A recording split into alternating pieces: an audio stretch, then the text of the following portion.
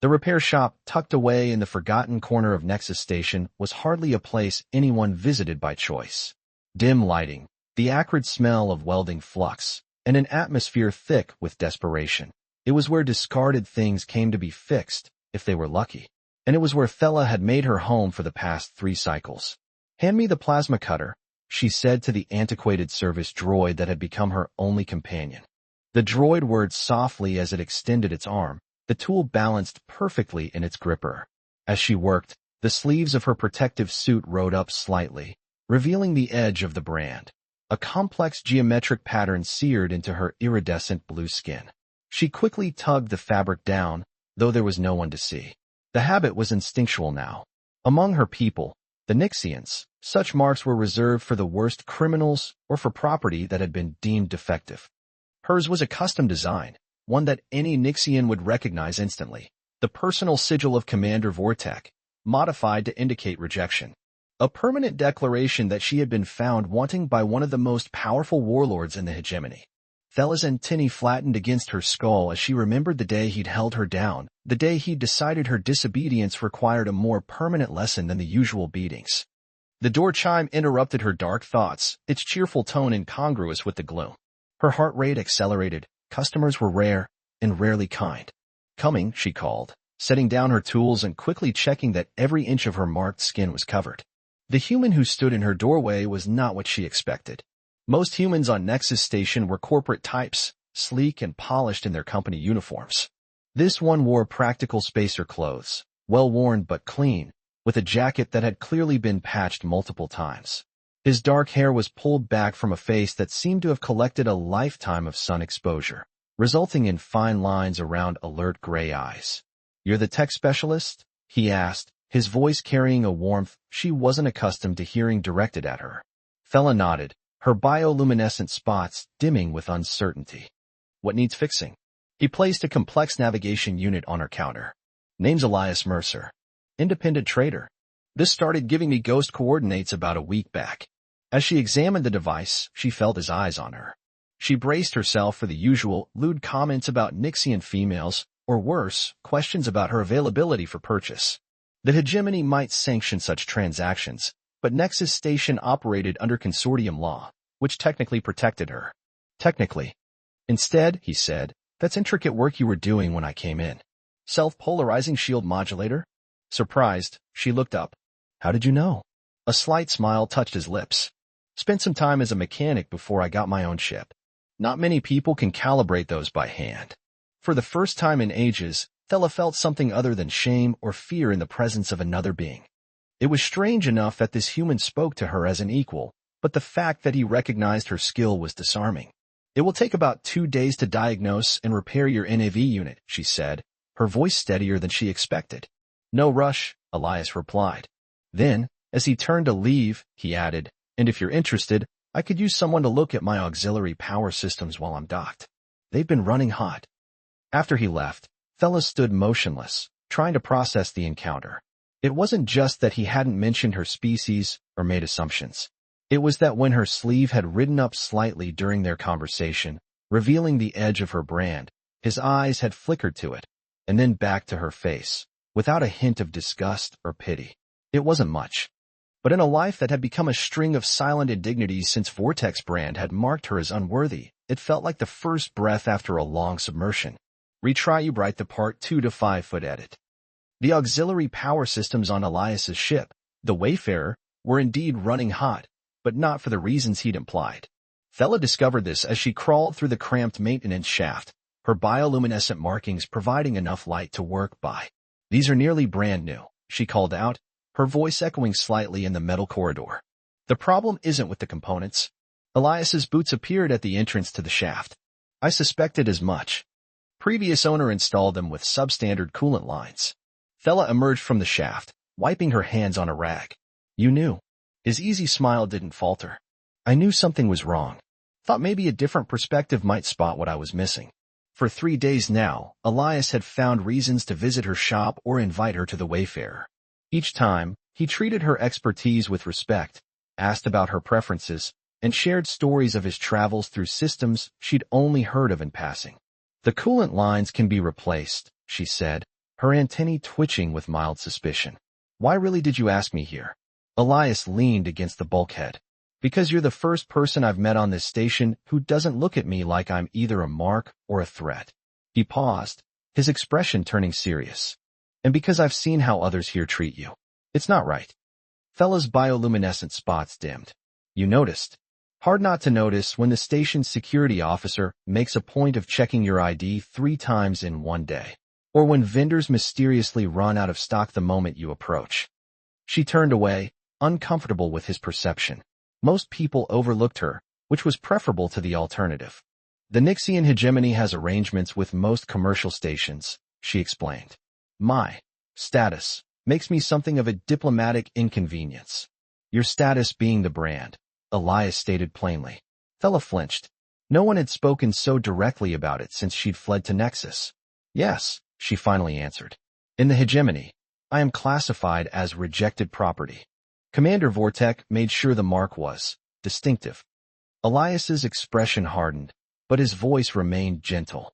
Where I come from, people aren't property. Earth, she said. You've told me about your home. It sounds improbable. He laughed at that, the sound warming something inside her that had been cold for too long. Improbable is one word for it. Chaotic is another. But we got some things right.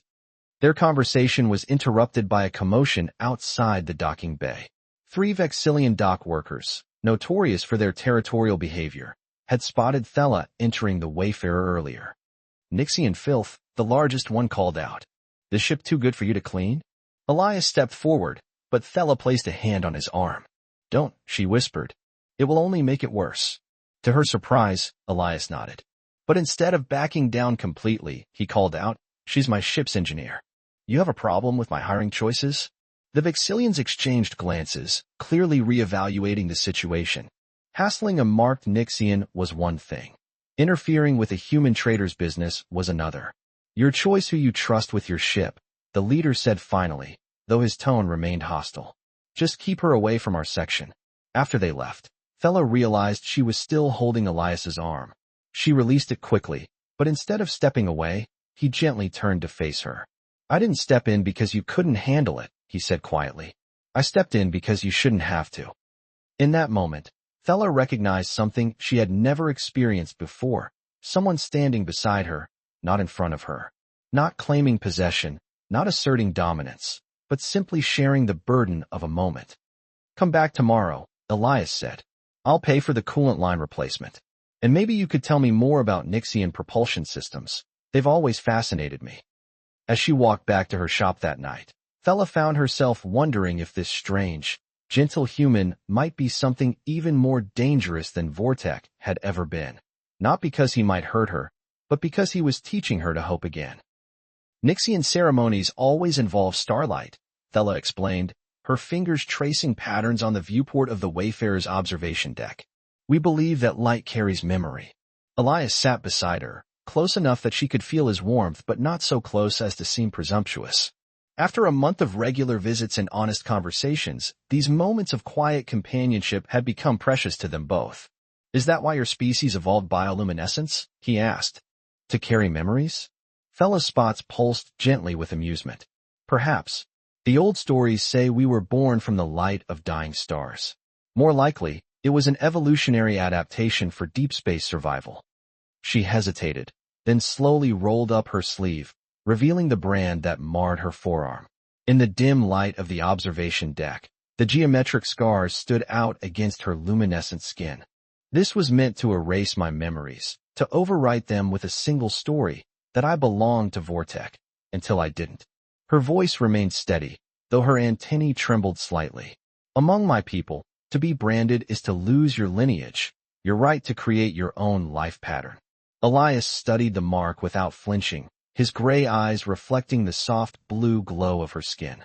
Then, with deliberate care, he reached out and placed his hand next to hers, not touching the brand but acknowledging its presence. Among my people, he said softly, scars are proof of survival. Something shifted between them in that moment, a boundary dissolved, a truth acknowledged. Thella felt an unfamiliar warmth spread through her chest, a sensation both frightening and exhilarating. May I? Elias asked, his hand hovering near hers. She nodded, and when his fingers intertwined with hers, the contact sent ripples of light cascading through her bioluminescent patterns. It had been so long since anyone had touched her with tenderness that her body's natural response was almost overwhelming. "Beautiful," he whispered. Their first kiss came later that night, after Thela had explained the meaning behind each of the constellations visible from the viewport. It was gentle, questioning, and when they parted, the pattern of her bioluminescence had changed to reflect something new, a pattern of connection rather than isolation. In the weeks that followed, their relationship deepened. Elias never rushed her, never assumed consent, always gave her space to set boundaries. For Thela, who had known only possession and rejection, this respect was as intoxicating as his touch. The first time they made love, her body illuminated the cabin with patterns that reflected her emotional state, trust, desire, and a burgeoning sense of freedom. Elias marveled at the display, treating her body as something precious rather than a commodity. "You're radiant," he whispered against her skin, tracing the patterns of light with reverent fingers. Afterward, as they lay together in the starlit darkness, Thela felt something she had thought permanently lost, a sense of belonging to herself, rather than to someone else. Their peaceful rhythm was shattered 3 days later when a consortium alert flashed across the station's information networks. Commander Vortex's flagship had been sighted in a neighboring system, accompanied by a fleet of hegemony enforcer vessels. "He's not looking for me," Thela insisted, though her spots had dimmed with anxiety. "It's been 3 cycles. He has undoubtedly acquired new companions." But Elias's expression remained troubled. "Nexus Station has strategic value, and if what you've told me about him is true, he's not the type to forget a perceived slight." That night, as they lay in the quiet darkness of the Wayfarer's cabin, Thela traced the outline of Elias's profile with her fingertip. "If he comes," she whispered, "you can't protect me. Not from him. Not from the hegemony laws." Elias caught her hand and pressed a kiss to her palm. "I won't let anyone take you against your will. That's a promise." As she drifted to sleep in his arms, Thela wondered if perhaps the human concept of love, so different from the transactional relationships of her culture, might be strong enough to stand against the power of a wounded warlord's pride. The hegemony cruiser entered Nexus Station's orbit with the predatory grace of a deep space leviathan. Its arrival sent ripples of unease through the station's population. Hegemony vessels rarely ventured this far into consortium space without specific purpose. Thela knew that purpose the moment the ship's designation flashed across the public announcement screens. The Dominion. Vortex's personal flagship. "We need to leave," Elias said, striding into her shop hours after the announcement. His usually calm demeanor had been replaced by focused urgency. Now, she felt frozen, her spots pulsing with erratic patterns of fear. "The station security has already received official documentation claiming you as stolen property." Elias's voice was tight with controlled anger. "They're stalling because technically we're in consortium space, but the station administrator is considering the diplomatic implications." 3 sharp knocks at the shop door interrupted them. Before either could react, it slid open, revealing a Nixian officer in hegemony uniform. Behind him stood 2 armed guards. Designation T-297. The officer addressed Thela formally. "You are required to present yourself to Commander Vortex for processing." Elias stepped forward. "She has a name, not a designation, and she's under my employment contract." The officer's antennae flattened in annoyance. "Human, this matter does not concern you. The female has been legally claimed under hegemony property reclamation statute." Thela's mind raced. She knew what processing meant.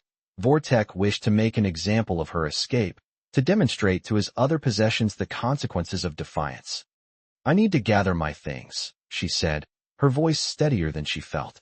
The officer nodded curtly. "You have 10 minutes. We will escort you afterward." When the door closed behind them, Elias turned to her with fierce determination. "There's a maintenance shaft behind the power regulator. It connects to the lower market level. I've got friends there who can help us reach the Wayfarer." Thela shook her head. "They'll scan for me. Nixian bioluminescence has a distinctive signature, which is why we need this." Elias pulled a small device from his pocket. "Radiation dampening field. Usually used for sensitive cargo. It'll mask your signature for about 30 minutes. She stared at him. "You planned for this." "I hoped it wouldn't be necessary." His expression softened briefly. "But I wasn't going to be unprepared." Their escape through the station's maintenance network was a blur of narrow passages and tense moments. Twice they nearly encountered security patrols, and once they were forced to hide in a waste reclamation chamber as a hegemony scanning drone passed overhead. The radiation dampener worked, but as they approached the docking bays, it began to fail. Thella's bioluminescence started to flicker back to visibility. "We're still 7 minutes from the Wayfarer," Elias whispered, checking the station schematics on his portable device. It was then that Thella spotted the environmental control nexus ahead. "I can help," she said, moving toward the control panel. "My people designed these systems." With quick, precise movements, she began rerouting the radiation shielding protocols, creating a corridor of disrupted scanning capabilities. As she worked, Elias watched her with undisguised admiration. "You're amazing," he said simply. When they finally reached the Wayfarer, the station's alert system was already blaring. As Elias initiated the launch sequence, Thella took the co-pilot's seat, her technical knowledge proving invaluable as they navigated the complex emergency protocols. They had barely cleared the station when the Dominion began pursuit.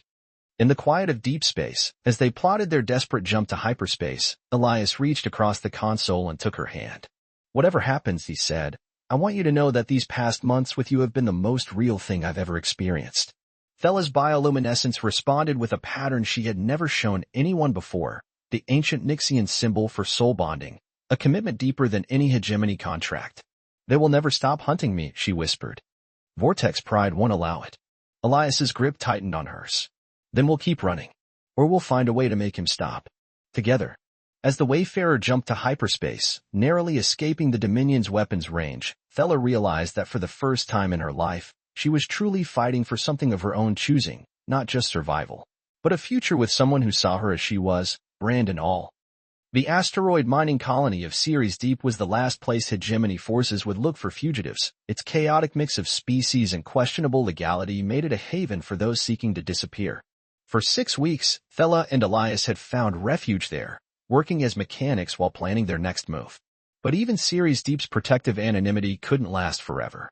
"They found us," Elias announced grimly as he entered their small quarters. 3 hegemony scouts at the outer marker. "The Dominion can't be far behind." Thella's spots dimmed with resignation. "We knew this day would come." What they hadn't known was that Vortex obsession had grown to dangerous proportions. The commander had spent a fortune tracking them, risking diplomatic incidents by pursuing them through consortium space. "We could try for the outer rim," Elias suggested, though they both knew their ship wasn't equipped for such a journey. Thella moved to the communication terminal, her decision already made.